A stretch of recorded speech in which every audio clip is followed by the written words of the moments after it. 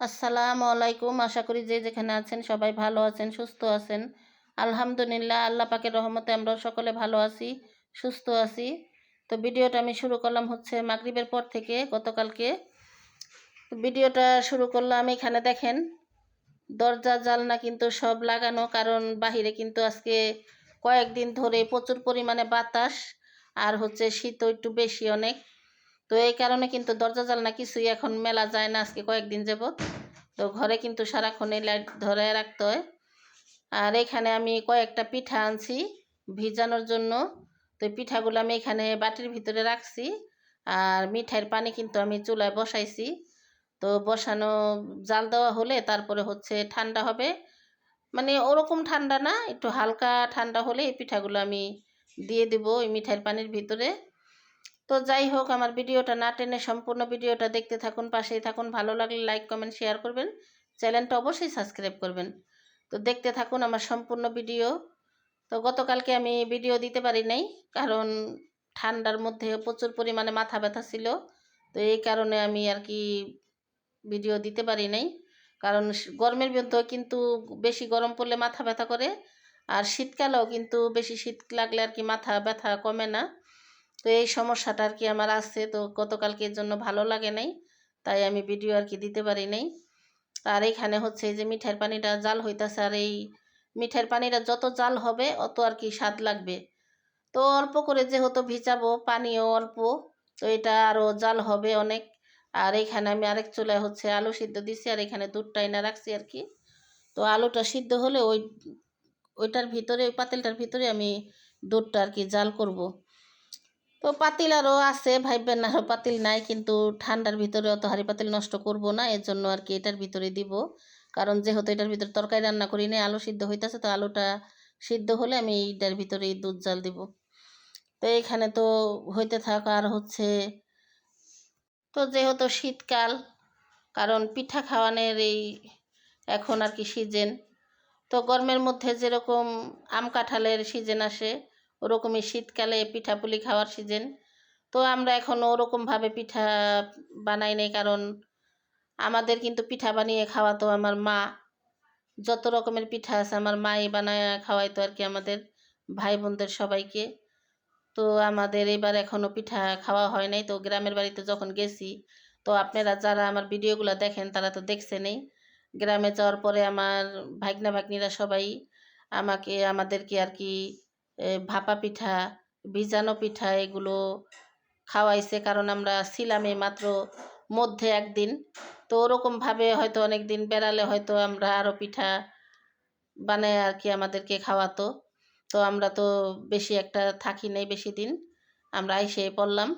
তো এখানে আজকে তো ওরকম ঠান্ডা অনেক বেশি, তো এর জন্য হঠাৎ করে মনে হলো, আর মনে হওয়ার পরেই পিঠা আর কি কয়েকটা কিনে আনার পরেই তো এখানে কিন্তু আমার মিঠাইয়ের পানিটাও সম্পূর্ণ হয়ে গেছে।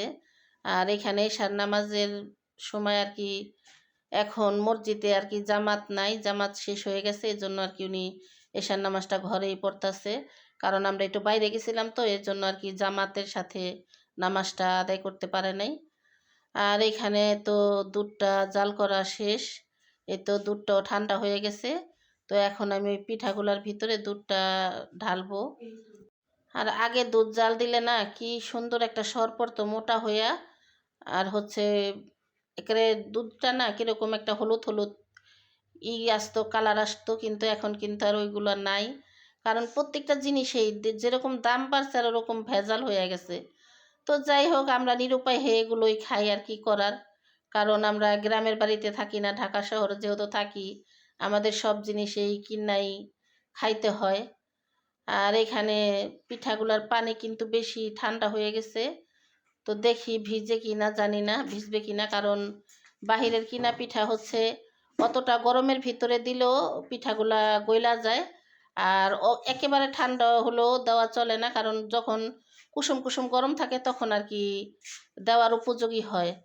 তো পানিটা একটু বেশি ঠান্ডা হয়ে গেছে, এখন ভাবতাছি কি আবার একটু গরম করব নাকি, কিন্তু যদি আবার গলে যায় এর জন্য আর কি দেওয়ার হলো না। তো এটা হচ্ছে পরের দিন সকালে, কারণ আজকে সকালে।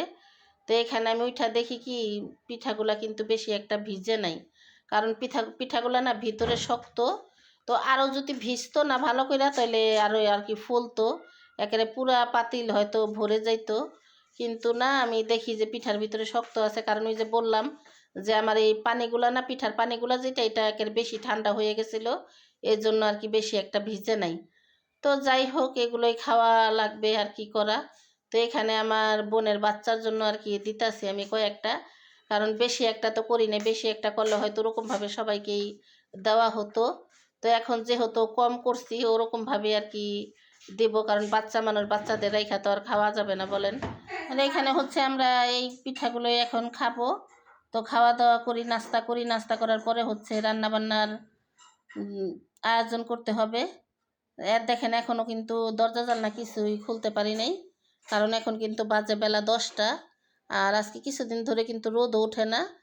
আর কিভাবে দরজা জানলা মেলবো বলেন, বাহিরে অনেক বাতাস, এর জন্য আর কি কিছুই মেলা যাইতেছে না। আর এই ঘর তো এলোমেলো, কারণ আমার মেয়ে উঠলো মাত্র ঘুমের থেকে। তো মেয়ে গতকালকে রাত্রে আর কি বাড়িতে যায় নাই ঠান্ডার কারণে, এর জন্য আর কি মেয়ে শুয়ে আসছিল। তো আমি মাত্র ডাক দিয়ে মেয়েকে উঠালাম ঘুম থেকে। মেয়ে উঠলো, এখন আর কি ঘর দুয়ার সব গুছাবো, গুছানোর পরে হচ্ছে রান্না বান্নার আয়োজন করব। তো যাই রান্নাঘরে, দেখি রান্নাঘরের কি পরিস্থিতি, আর হচ্ছে রান্না বান্না কি করব। আর এখানে হচ্ছে দেখেন আমি কিন্তু খাটের উপরেই বসছি, কারণ নিচে অনেক ঠান্ডা পাকা, আর হচ্ছে চারদিক দিয়ে হচ্ছে বাতাস আসতেছে, এই জন্য আর কি উপরেই আমি একটা ভ্যাকসিন পিছে বসলাম কোটাকাটি করার জন্য। তো এখন কোটাকাটি করে চলে যাব রান্নাঘরে। আর এখানে আজকে গ্যাসও একটু কম, তো এখানে আমি কম গ্যাসে ডালটা বসায় রাখছি।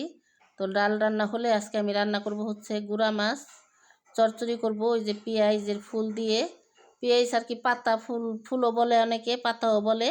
পেঁয়াজ পাতা দিয়ে আলু দিয়ে গুঁড়া মাছ চচ্চড়ি করব, আর হচ্ছে পেঁয়াজ পাতা ডিম দিয়ে ভাজি করব, আর ডাল রান্না করব, ভাত রান্না করব। এই আর কি আমার রান্নার আয়োজন আজকে। তো যাই রান্না করি না কেন, ভাত রান্না না করলে তো আর কিছুই খাওয়া হবে না। আর এখানে যে মাছগুলাকে ভালোভাবে ধুইয়া পরিষ্কার করা হয়েছে, তো এখানে আমি জালের ভিতরে ঝরা দিয়ে রাখছি।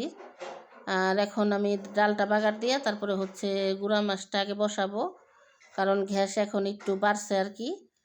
আর এখানে যে পেঁয়াজ এই তরকারির জন্য আর হচ্ছে ভাজির জন্য আমি দুইটার ভিতরে ধুইয়া রাখছি। তো ধোয়া সবই শেষ, ধোয়া মাছ ধোয়া শেষ, আর তরকারি রান্না করার জন্য যা যা কাটছে এগুলো ধোয়া শেষ। তো এখন শুধু রান্নার পালা।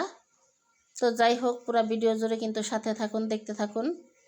আর এখানে রান্না বান্না করতে করতে কিন্তু আজান দিয়ে দিবে, কারণ এখন কিন্তু ঘড়িতে 12টা, 12:30টার মতো আর কি বাজে। তো যাই হোক, কি আর করা, কারণ একলা হাতে কাজকর্ম করলে একটু দেরি হয়। আর এখানে হচ্ছে আমি তরকারির জন্য আর কি পেঁয়াজগুলা কষাইতাছি না মানে ভাজতাছি, তেলের ভিতরে পেঁয়াজ দিছি। এখন এখানে আমি একটু লবণ দিয়ে দিব। তো পেঁয়াজগুলো একটু হালকা সিদ্ধ হলেই আমি পেঁয়াজ পাতার আলুগুলো দিয়ে দিব, কারণ যেহেতু গুঁড়া মাছ অনেক সময় আমরা এমনি মাখায়ও বসাই দেই। তো আমি ভাবলাম কি, যেহেতু সাথে একটা আলু আছে, তো এই জন্য একটু কষাই রান্না করি, কারণ ভালো লাগবে। তো এই জন্য আর কি একটু কষানোর জন্যই বসাইলাম। রান্না বান্না শেষ করে আরও কাজকর্ম যতটুকু আছে আগে রান্না শেষ করে নেই, তারপরে হচ্ছে এগুলো করব।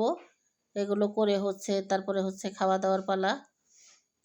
তো এখানে কিন্তু গুঁড়া মাছ আমার চচ্চড়ি প্রায় হয়ে আসছে, পানিটা শুকায় গেছে এই তো, কারণ চুলার উপরে ছিল তো গুঁড়া মাছ তো আর পানি রেখে খাওয়া যায় না বলেন।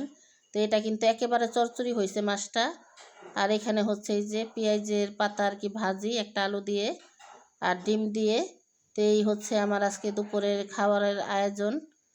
আর এখানে ভাতও রান্না করা শেষ, সবই গরম।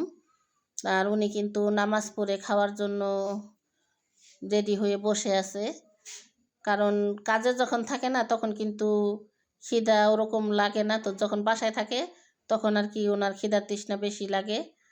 তো এই জন্য বলতাছে তাড়াতাড়ি আমার খাবার দাও। তো আমি বলতাছি বসো, আমি আসতেছি, কারণ আমি এখনও হাত মুখ ধুই নাই, হাত মুখ ধুয়েই তো খাবার দিব।